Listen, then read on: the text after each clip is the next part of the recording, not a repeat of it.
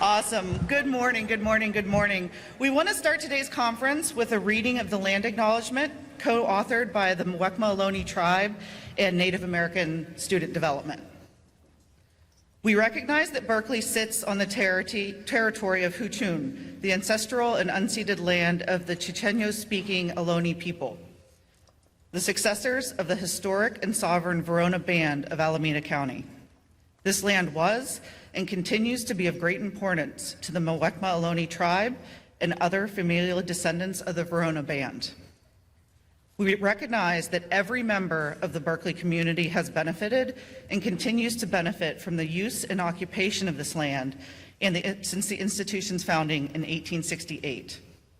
Consistent with our values of community and diversity, we have a responsibility to acknowledge and make visible the university's relationship with Native peoples.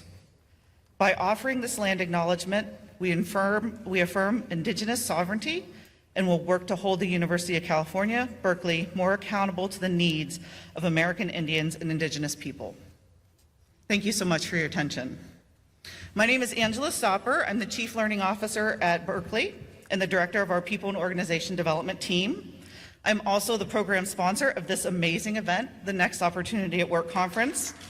Thank you, thank you. This is the biggest conference of any kind in the UC system, so it's very exciting. Yes. And this year we are delivering our 11th annual event, born from the vision of the staff of UC Berkeley and shared with the entire UC system since 2021. Today we're here to learn and grow together, and I couldn't be more excited. I hope you're ready for an amazing day. Woo, I love it. You can get loud. We are thrilled to have over 1,000 staff joining us today, which includes over 200 colleagues from across the UC system. Welcome to all of you. Thank you so much for joining us. Yeah. So around the room today, you will see colleagues from the Lawrence Berkeley National Laboratory, UC A&R. You can call it out if you're here, call it out. UC Berkeley, UC Davis, UC Davis Health, love it, UC Irvine, UCLA, the small but the mighty. UCLA Health is also here. There we go. UC Merced. Ah, there they are. UCOP. Nice. UC Santa Cruz. There we are. UC San Diego. And UC San Francisco. Awesome. Such an amazing system-wide turnout. So for those of you that weren't doing the math, that is 14 locations represented. I need you to say that with me. How many locations are here? 14 locations. How cool is that? That'll actually become important later. You'll know why I had you all say that. So we truly hope at Berkeley to continue the system-wide partnership for years and years to come. Truly, thank you all for being here. This year's theme is Reconnect, Recharge, Reimagine, and for the first time since the pandemic, we're able to come back together in person to reconnect with new and old friends as we reimagine ourselves, we recharge that human connection, we reimagine our futures together through these conversations and the learning that we're going to have when we're here together today and throughout the week. Everyone, I really want you to give yourself a round of applause for being here, for taking the time to concentrate on you and your growth and development. Give yourselves a round of applause. Fabulous. So with our theme in mind, we've planned a great day of learning to help you do that, to reconnect, to recharge, to reimagine. And while we're together, we want to make sure we stay safe, so complying with UCOP's COVID mask protocols, masks are not required, but are recommended for anyone who wishes to wear them. I give you permission to say no to hugs if you're not in that space. That's totally fine. And while I'm giving you permission, I also want to give you permission today to be selfish. I want you to think about you. I want you to focus on you. Put that phone away. Don't worry about email. Your students, your faculty, your managers, they will understand that you are here focusing on you today, and that will be rewarded back to them. And if anybody gives you any guff, you can blame me. Tell them, Angela said I'm not supposed to be thinking about work today. I'm supposed to be thinking about myself and my development. Okay? So this year's conference has been a huge collaboration across UC Berkeley and across the system. As the NOW conference sponsor, I really want to thank and acknowledge the amazing team that pulled this together for you all. The NOW Planning Committee is composed of 14 staff from across the UC system who have really gone above and beyond and have made all of these events happen for you this week and today. Since last September, they've been meeting in order to make this a memorable, wonderful learning and development day for you. So I want to read them all out by name. If they're here, they can stand up. We can give them some round of applause, but some of them might not want to stand up. But first, I want to recognize our co-chairs for the event, Lisa Reichert and Ying Hua. Without their amazing leadership, none of this would have happened. Lisa and Ying, you are a gift to the UC. Thank you for being part of my team, and thank you for making this happen. And then the rest of the team, who is also just wonderful, special, amazing people who have given of their time to make sure we can be together today. We have Alex Reyes from UC Berkeley. Andrea Parsasarthy from UC Berkeley. Arlis Nakin from UC Berkeley. Carrie Soni, also UC Berkeley. Colin Gurker-Jense, UC Berkeley. Deepak Sharma, UC Berkeley. Kevin Reyes, UC Merced. Luis Valencia, UC Berkeley. Michael Thompson, UC Berkeley. Minerva Lee, UCSF. Pam Rich, UC Berkeley. And Tara Herstein, UC Berkeley. Thank you all so much for all of the work you've done. It really is really special that you've been able to pull this together for us, so I appreciate each and every one of you so very much. I also want to give a huge shout out and thank you to our sponsors, UC Berkeley People and Culture, under the leadership of Eugene Whitlock, for sponsoring the attendance of all the UC Berkeley employees here.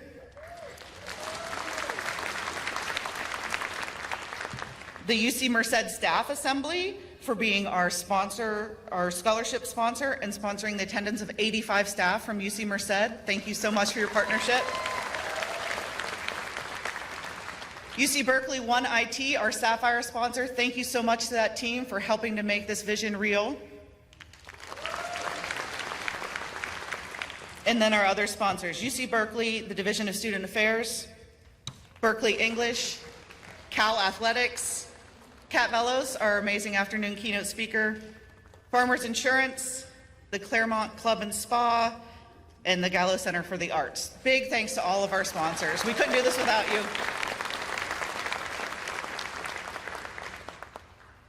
And so I also want to thank our amazing keynote speakers. Doi, thank you so much for being here, my friend. Thanks to all of our presenters. Thank you for giving of your time and your knowledge for the wonderful, wonderful staff here at the UC. Our coaches and our recruiters who've been working all week in the coaches one-on-ones and the recruiters one-on-ones, we so appreciate that one-on-one time you gave of yourself for the staff. Our moderators, our session facilitators, you're all making a difference today, so thank you so much for all of that. And with that, I want to officially kick off the NOW Conference 2023, and I am so honored to introduce one of the most inspiring leaders I have ever had the pleasure of working for. Chancellor Chris, thank you so much for all you've done to sponsor this conference and everything you do at the UC and at Berkeley. I'm going to turn the floor over to you.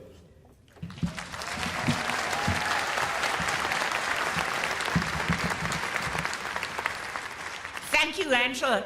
It is so wonderful to see this room so full. I think since the pandemic has gradually ended, the joy you take in seeing lots of people together just reminds me of everything that we've missed in those years of relative isolation. Good morning to all of you who are here with us today. I'm thrilled and honored to be with you as we gather in person for the launch of our 11th annual Next Opportunity at Work conference, an event that has become an essential resource for all who are interested in career development and professional growth. I also wanted to extend a warm welcome to our colleagues who will be watching recordings of today's session at a time that works for them.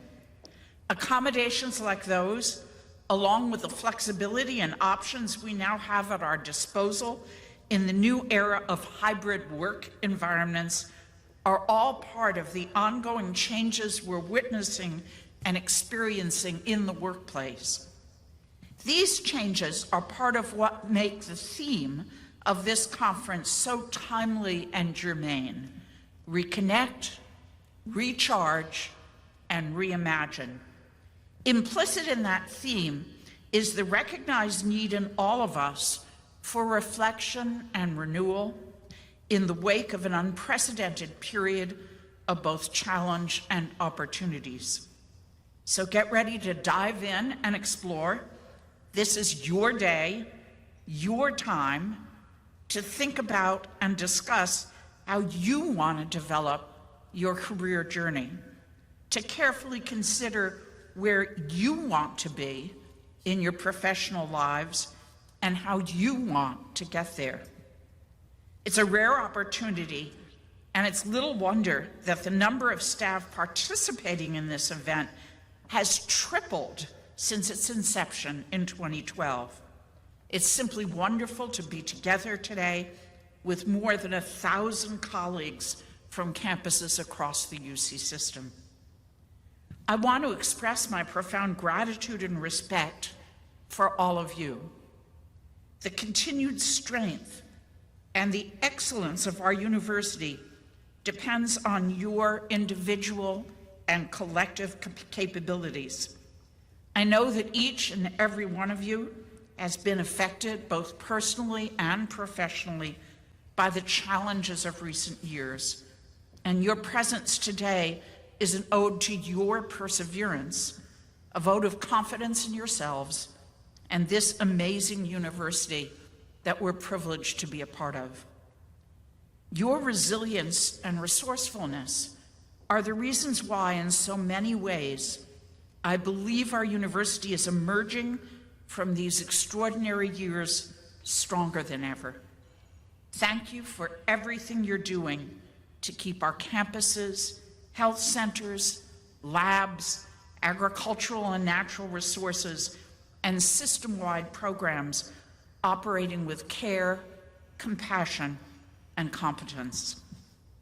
I also want to thank you for taking the time today to focus on your career and your own professional development. Like the university itself, I believe we should all question the status quo, particularly when it comes to our professional lives. Throughout the course of my own career, I've always strived to be a constant learner so that I can adapt and grow in order to meet ever-changing challenges and circumstances. A commitment to continuous learning is not just something we hope to foster in our students. It's important for staff as well. It makes us better at our jobs. It helps our operations run more smoothly, fosters collaboration and innovation, and it's essential if we're to have thriving and satisfying professional lives.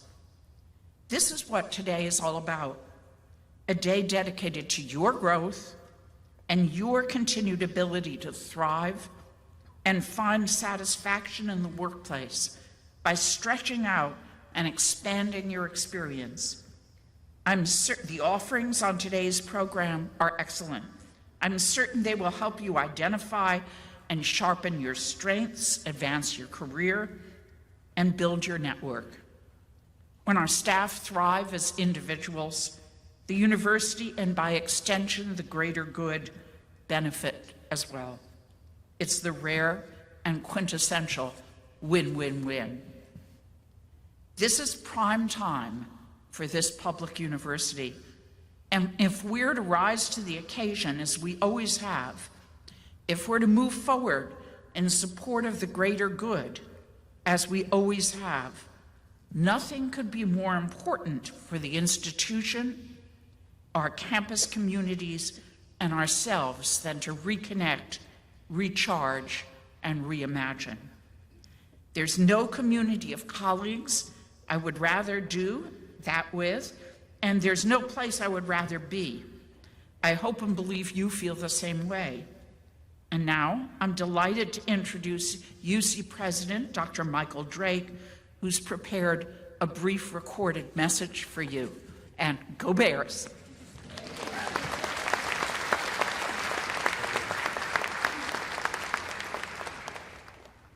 Hello, everyone. Welcome to the Next Opportunity at Work conference. It's wonderful that you are gathering in person for the first time in 3 years. As we slowly but surely return to more normalcy in our work lives, we benefit so much from the increase in human connection. Before the pandemic, we took for granted the gift of spending time together in the same room. I hope you all enjoy this opportunity to reconnect with others, build community, and learn to share with one another. I am so grateful to all of you for your engagement in your work and for your commitment to your own professional growth. That commitment enhances all that we do at the University of California. This is a university of trailblazers, and you are demonstrating that through reconnecting, recharging, and reimagining new ways of doing your work with excellence. You devote your workdays to enriching the lives of students, supporting our faculty, and advancing the mission of the University of California. The university has maintained its excellence for more than 150 years, in large part because of you, our dedicated staff. Thank you for everything you do on behalf of the university. You make this a great place to work, live, learn, and teach. I wish you all a productive day of learning and growing as you prepare for your next opportunity at work. Thank you, and fiat lux. I just want to say thank you so much to Chancellor Christ and President Drake. Thank you for your opening words. Thank you for your care. We are so grateful for your leadership. And with that, I'm going to turn it over to our co-chairs for the 2023 NOW Conference, Yinghua and Lisa Reichert. Thank you, Angela, and big thanks to Chancellor Chris and President Drake for that warm and welcoming remark to kick off our event and launch an exciting day. Thank you.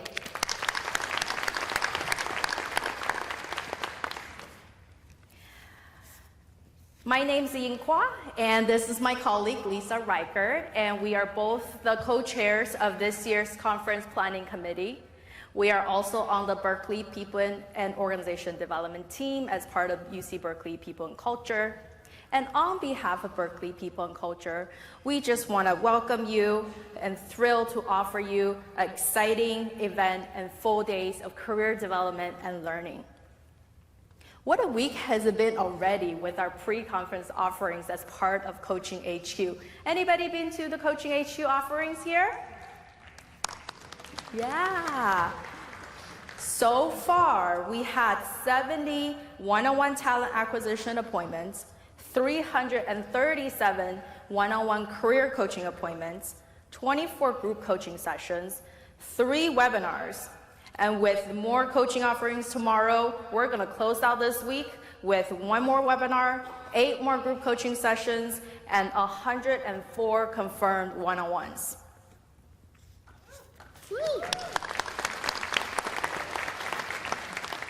And we have an amazing day planned out for you with 2 exciting, amazing keynotes, 18 concurrent sessions, and many, many, many opportunities for you to connect, reconnect with friends old and new, with a lot of the various activities throughout the day, during lunch, after the conference at a happy hour. Yes, and hi everybody, and make sure that you stay through the closing remarks because we are going to have a 1-question trivia contest, and then we're going to give away some fun prizes.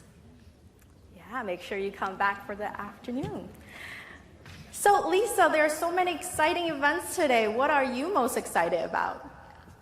Well, I'm excited to see everybody here today in person. This is just really awesome, and I just feel recharged. So great to see you, and there's so much to be excited about. As you mentioned, our amazing pre- and post-conference activities, and the day that we have planned today for all of you. And what is really cool about today is that it is actually National Best Friends Day today. So isn't that cool that Now Conference falls on National Best Friends Day? And can you imagine if we just treated everyone like they were our best friend? Including ourselves, as Angela said, like a day of self-care. And so I invite you to think about the theme of Best Friends Day, and best friends are the people that we can truly be ourselves around. We can share our greatest hopes, our deepest fears, and we feel safe and we trust them. And Best Friends Day is about spending time with the people that you care about, that you trust, and letting them know how much you appreciate them. So I invite you to do that today, again, for yourself and for those around you. And I can tell you that working at UC Berkeley, I have developed some of my closest and long-term personal friendships. This is such a great institution with such great communities of principles of community, and I hope that you make some new friends today. And I'm also excited that our whole day is focused on connection, and with our morning keynote, our afternoon keynote, and all of our sessions and activities in between, this is really an opportunity for you to develop deep connections of meaning, and I hope that with that, I will just let you introduce our keynote speaker, Ying. Lisa, I'm so excited to introduce our morning keynote, Doi Charnsupharindr. Doi is an executive coach and an instructor at an MBA level courses on developing leadership, communication, and coaching skills. He has taught at UC Berkeley Haas School of Business, UC Berkeley Goldman School of Public Policy, UC Davis Graduate School of Management, Berkeley Executive Education, and he has guest lectured at Berlin School of Creative Leadership in Germany, Nanyang Business School in Singapore, Thailand Management Association in Thailand. So as an instructor and consultant, Doi draws upon his prior professional experiences in management, customer service, business strategy, operations, and product management for financial services and high technology industry. In 2022, Doi was named Teacher of the Year by UC Davis Graduate School of Management. Doi is the CEO of Berkeley Executive Coaching Institute. He is on Forbes Coaching Council. He has spoke at TEDx and has coached the TED speakers. He is the executive coach and leads workshops for some of the largest corporations, as well as nonprofit and governmental organizations. Doi also have a background and love in performing arts. He was a musical director of Stanford's mixed company a cappella and was the winner of the 2001 Contemporary A Cappella Recording Award. He also appeared in many stage productions with Bay Area Theater Company. Doi utilizes his extensive experience in performing arts to enable others to develop their communication skills, their leadership presence, and his goal as a coach and as an instructor is to be the catalyst to others, to become authentic leaders, inspirational communicators, and change makers. Please join me in giving a warm welcome to Doi.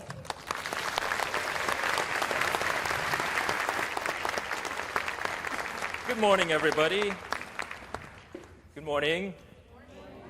Can you hear me okay? All right, it is truly such a pleasure to be here today. I want to say first that I'm here, thank you for the very kind introduction, Ying. I want to introduce myself first and foremost as an alum.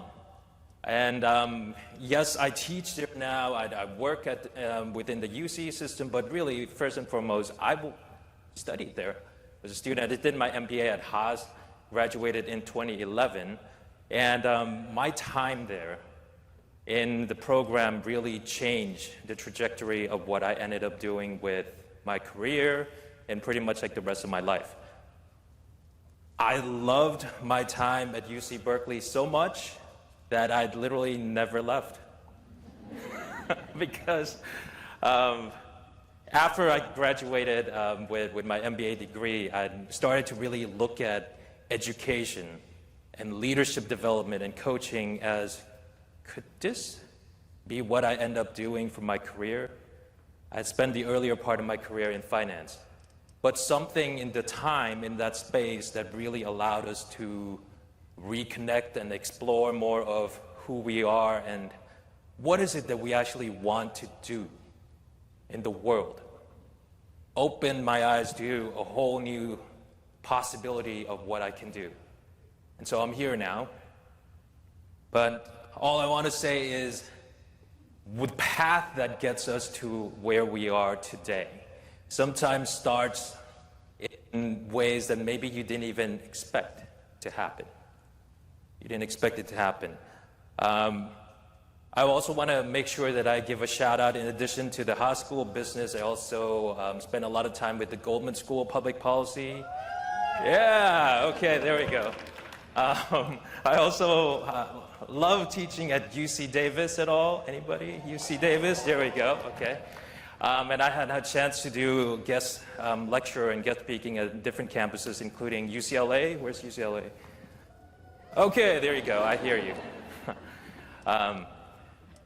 And the thing is, like, okay, so I'm excited because I get to be here among my community here.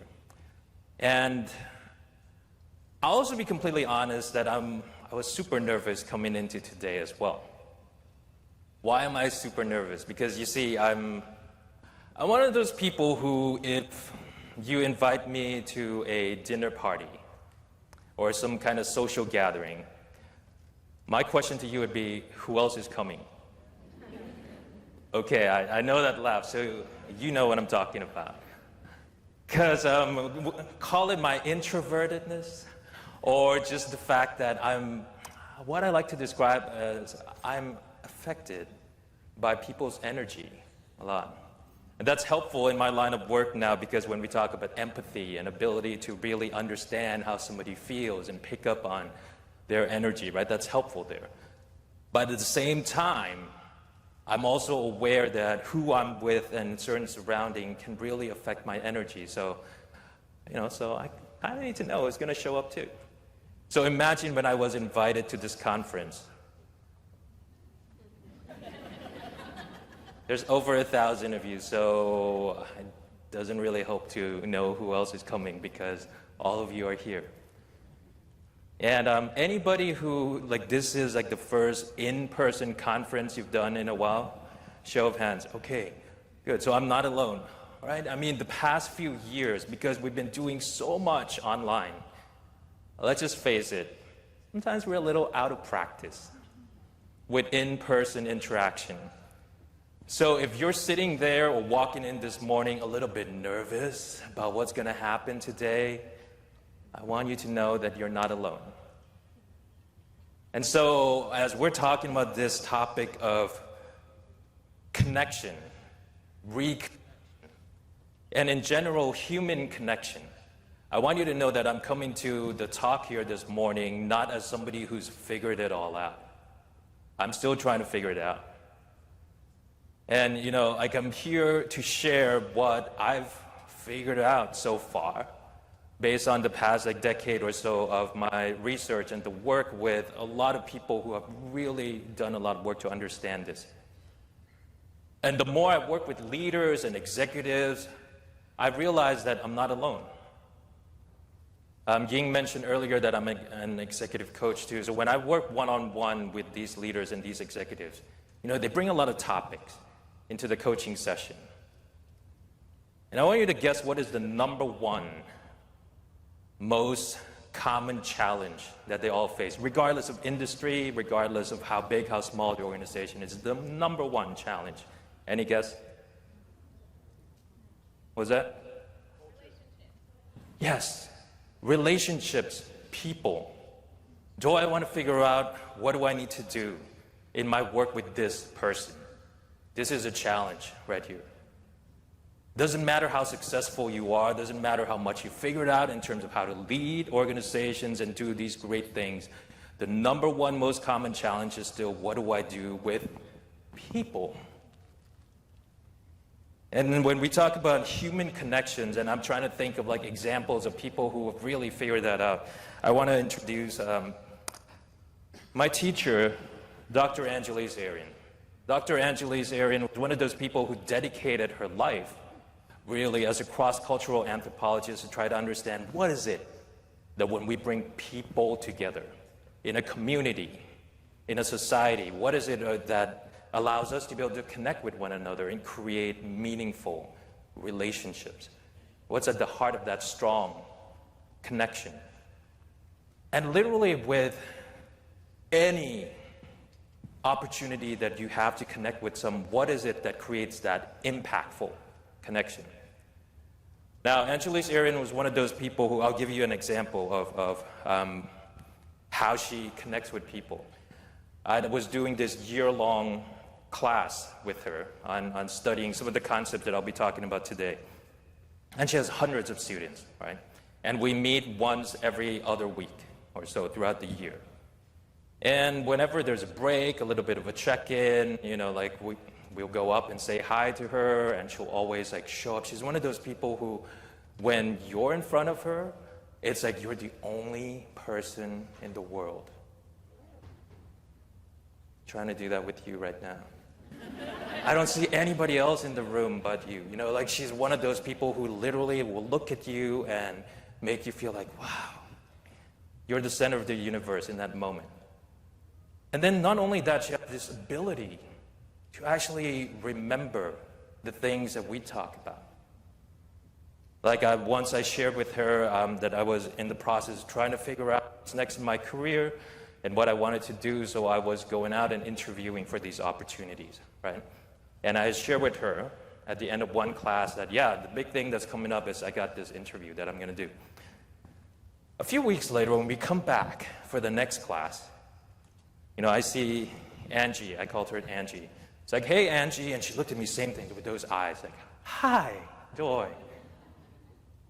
And the first question out of my mouth wasn't just a, how are you, what's going on? It's like, how was the interview?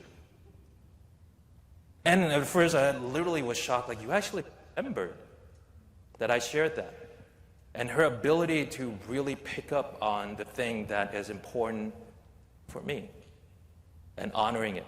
And I said, Angie, I don't know, like they haven't called me back. They probably are not going to call me back. And she's like, huh. Well, let's hold off on that judgment for a moment. Is that your assessment or their assessment of the situation? It's one of those like Jedi mind trick, right? So I'm like, I don't. So then she said, well, why don't we wait? Just hold on and see what happens. And then she breezed off to go get ready to start class. And I was left standing there in this like aura of, wow. And the thing is, like, I actually felt a little bit better in that moment. And this interaction was literally 30 seconds. And that's just one example of what does it mean to literally make an impactful connection, no matter how much time you have with the person. And of course, a week later, I actually found out I did get the job. And Angie was right. But I recognized after having studied more with her that all she was doing was basically modeling what she'd been teaching us in terms of the things that she's learned when she looks at these communities and these societies and at the level of relationship. What are the qualities that allow us to get that meaningful, sustainable connection? And she summarized them into these 4 principles that I'm going to share with you, based on what she's observed across different cultures, different communities. And the first one, she said that show up and choose to be present.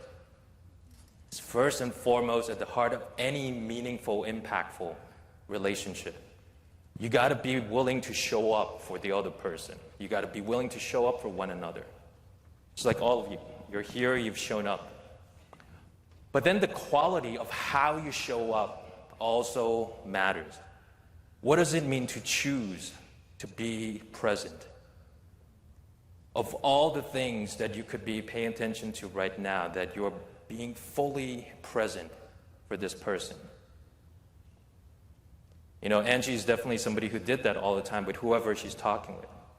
And maybe for you, even this morning, you're already experiencing some of that with the people who you got to meet, right? The way that you connect with them.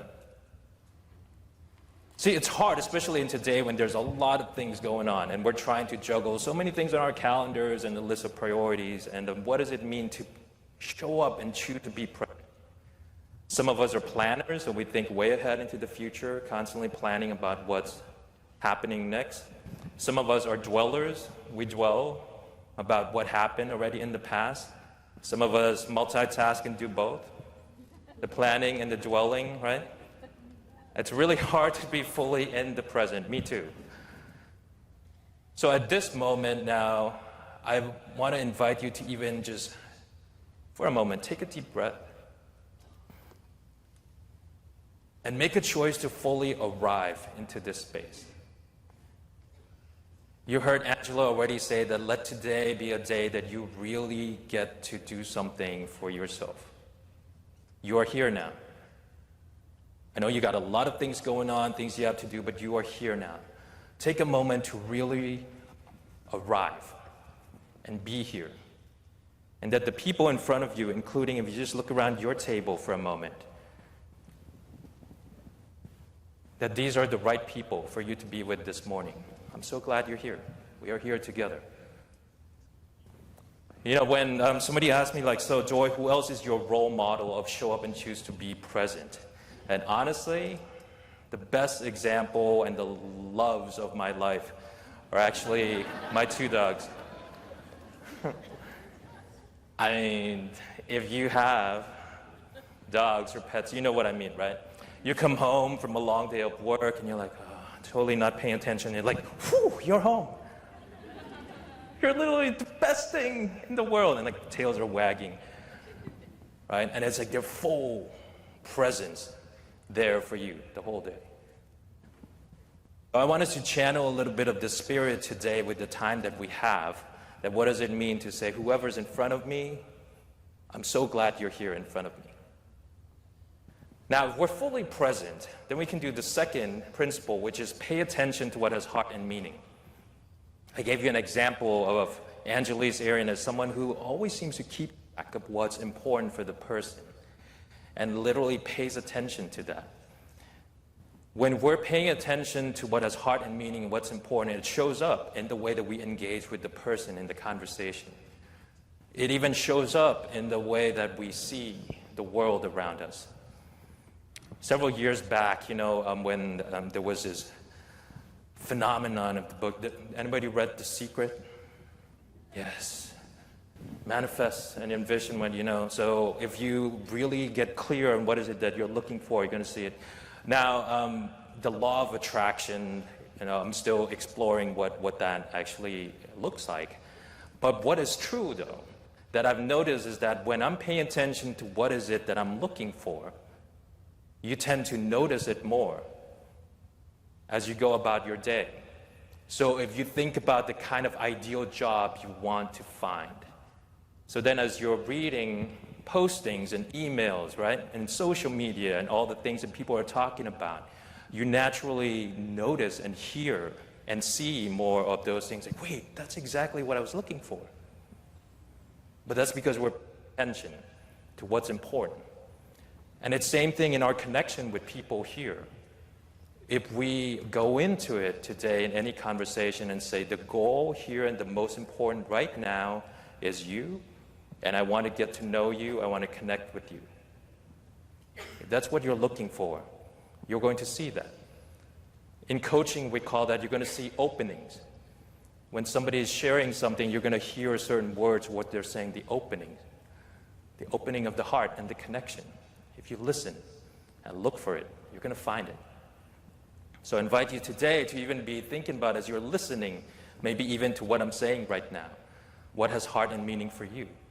What is it that you're looking for? And that will start to unlock and open some doors for that connection to happen. The third principle, tell the truth without blame or judgment. Whenever I'd ask people who is working on building relationship and connection with people in their lives, at work, at home, And I asked him, what are some of the important things you're looking for? The number one answer that comes up most of the time: truth and honesty. Right? I bet some of you even think about that too. I want truth and honesty. But as it turns out, that's not all you want. Because if that's it, we just got to go about, be honest with each other. I don't like you. I don't like the things you do. And that will build a strong relationship, right? You know, we want the truth, yes, we want honesty. We don't want to be in a relationship that we feel that it's fraud, that somebody's lying and being dishonest. But how that truth is shared and delivered matters. And this principle reminds us that there's a way to be in a space of truth, but without blame or judgment. So when you think about what happens when there's blame or judgment, we've all been on the receiving end of it. When somebody comes at you with a lot of blame or judgment, a couple things happen. Some of us like, oh yeah? Well, let me tell you what you're doing wrong, right? I'm ready. Come on, give it to me. I'm going to fight back. Some of us may choose to simply exit from the situation. Some of us stay there in the situation, but mentally we've already exited. You know that situation when they're there, they're like, okay, sure. But you know inside it's all no. I'm gone.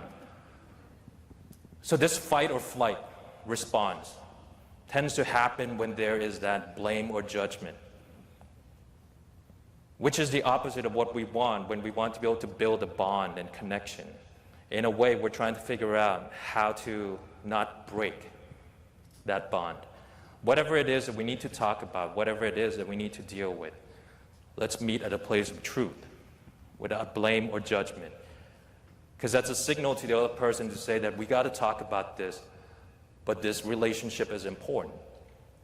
So I want us to be able to deepen this understanding as opposed to disengaging from it.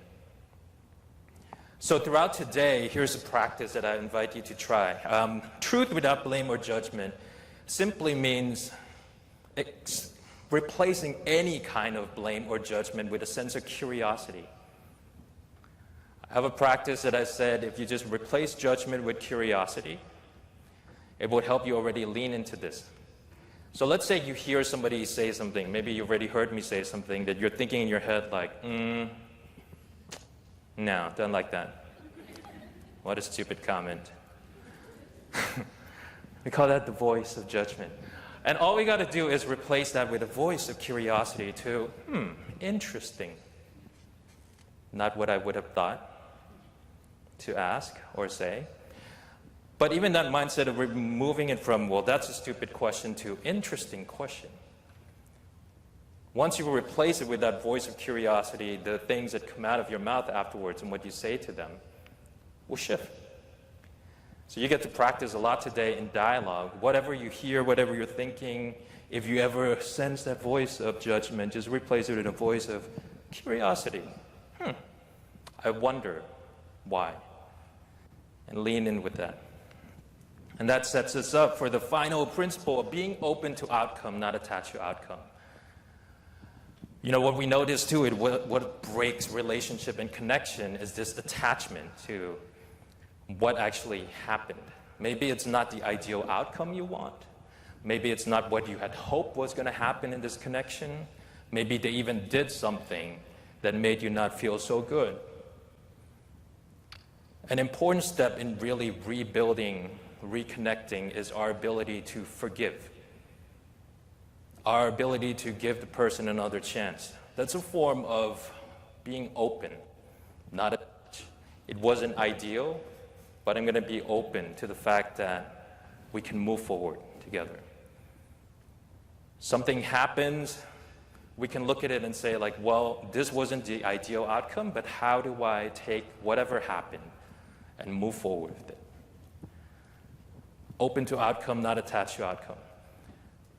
So these four principles together form what Angeles Aaron called the four communication principles, and it allows us to look at our interaction with each other, because here's the truth. We don't always know how much time we have with someone. So in the time that we have, how do we make the most of interactions that we have with one another? And you get a lot of opportunity to practice that today. One more framework that has been really helpful when I think about each of us bring something into our connection, and I learned this actually from my teacher when I was doing my MBA, Dr. Mark Rittenberg, who still teaches there at the High School of Business. He talked about these 5 powers that we have within each of us. You all have these 5 powers, by the way. When we show up, when we engage with people, you can bring these powers in. The first, we call it the power of presence. Because you are there, your presence in the space, in the room, in this conversation matters. And your presence and the energy and what you bring into that situation matters. You can choose to bring in a positive presence, or you can choose to bring in a negative presence. That affects what happens in that interaction. And when we talk about authenticity, it's not about pretending everything is okay, right? Because there are some days when it's like, it's been hard. A lot of things have been going on. That could be true. And you can still make a choice to say, it's been hard, a lot has been going on, and while I'm here, I'm going to choose to really engage with this person and make the most of it. Now that's a choice of the kind of presence you're going to bring in. Not faking it, but being honest with yourself and being intentional about the choice that you're making. Your presence here already matters. You might have already experienced that this morning when you saw somebody at the check-in line, right, in coffee, and you're like, hey! Literally, their presence is already bringing something up in you. And even as you look around your table right now, some of the people who maybe you don't even know, but there's something about their presence is already making you feel like, I feel good already looking at you, your presence and what you're bringing into the room. We also have the power of communication. The way that we choose to communicate and engage with one another matters.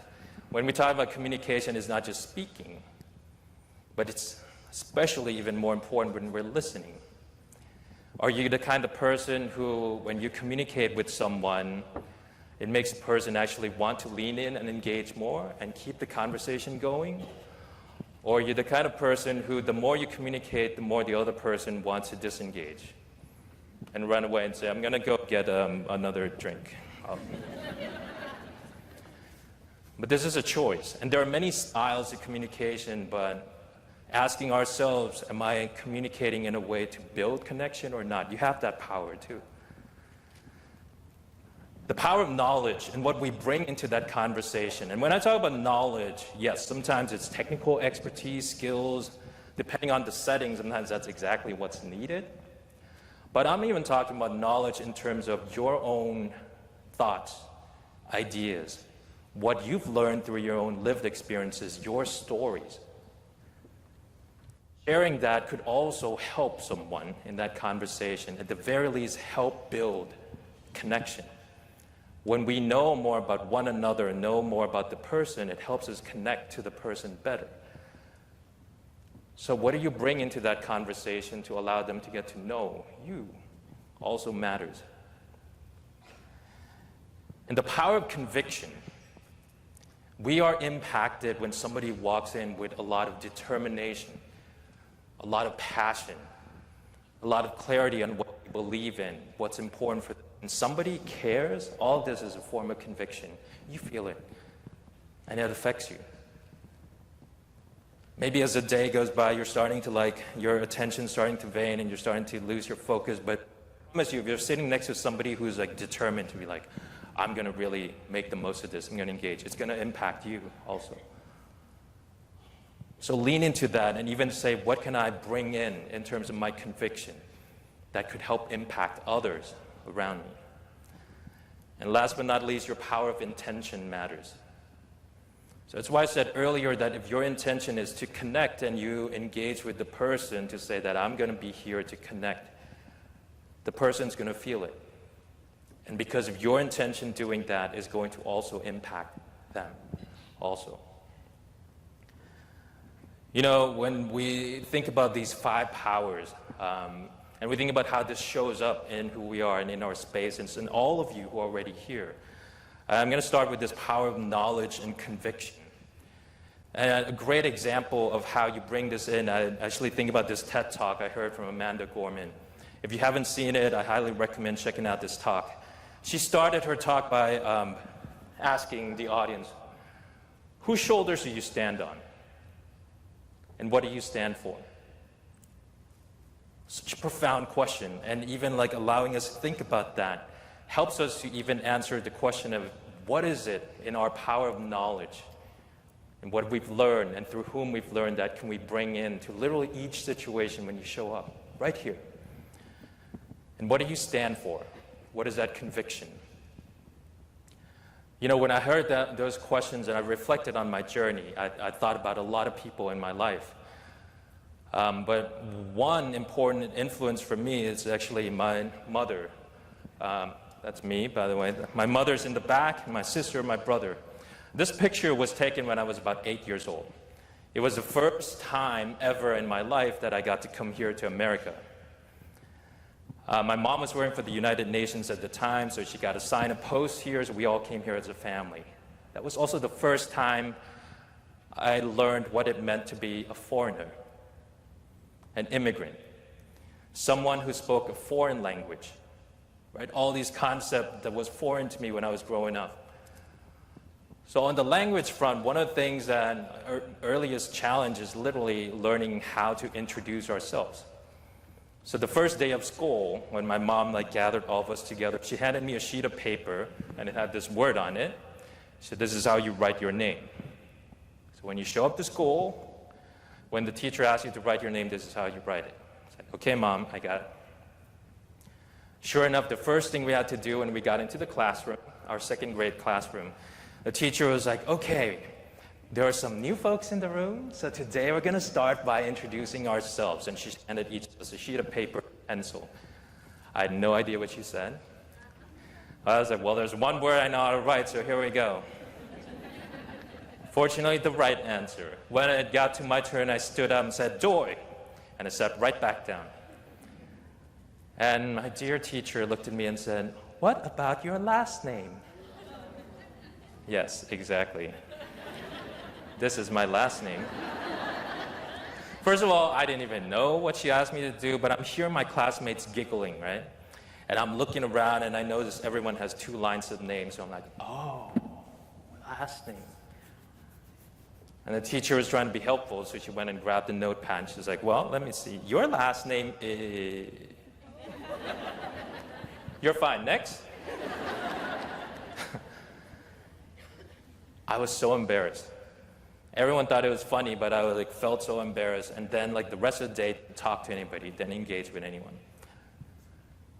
So when my mom picked me up from school, she asked, how was your first day of school? And she saw my face, and she's like, what happened? So I told her the story, and she said, well, okay. Let's see if we can change that. So when we got home, we sat down at the dining room table. She took out a notepad and a pencil, and she wrote down these 15 letters. She handed me the pencil and said, your turn. Give it a try. So I wrote these 15 letters over and over. By the end of the night, I know start with C, end with R, 13 letters in between. But before we went to bed that night, when she came and looked at me, she said, just keep practicing. You're going to be fine. But here's the thing. I actually want you to remember today. You know why? Because today is a day you learn to write your name. There's going to be only one day like that in your entire life. So I think we should celebrate that. I think that was the first time I actually smiled that day.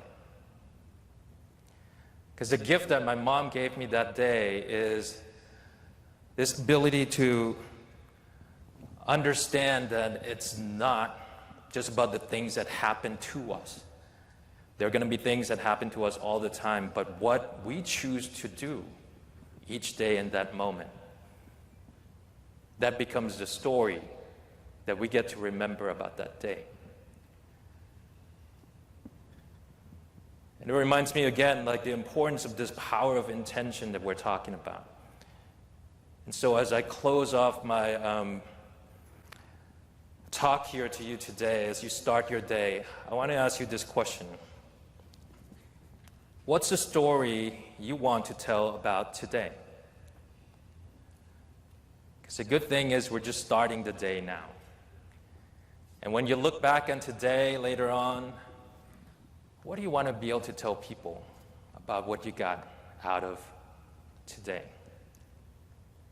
So I know in a moment you're going to start to move into the breakout, but what I would really recommend before you go here is to simply turn to the person next to you, ideally somebody who you don't already know. Introduce yourself and what brought you here, and what is it that you hope to get out of today. In fact, we're going to take just 2 minutes now. If you turn to the person next to you, introduce yourself and what you hope to get out of today.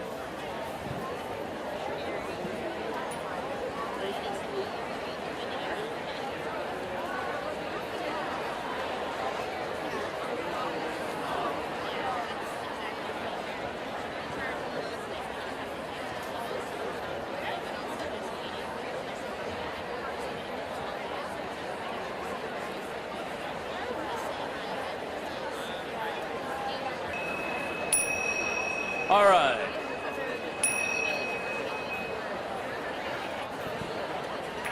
Okay, folks.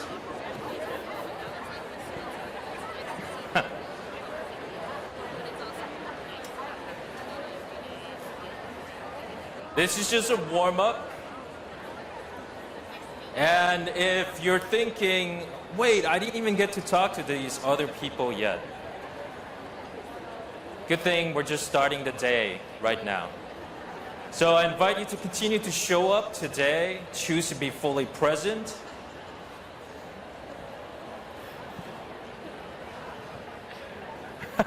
Show up today and choose to be fully present. And I'm actually not going to stop your connection, but I want to wish you a most inspiring day. And if you set your intention now for what you want today to be about, I have a feeling that will be the story you get to tell people about today. Thank you, everybody, for welcoming here. Enjoy and have a great day.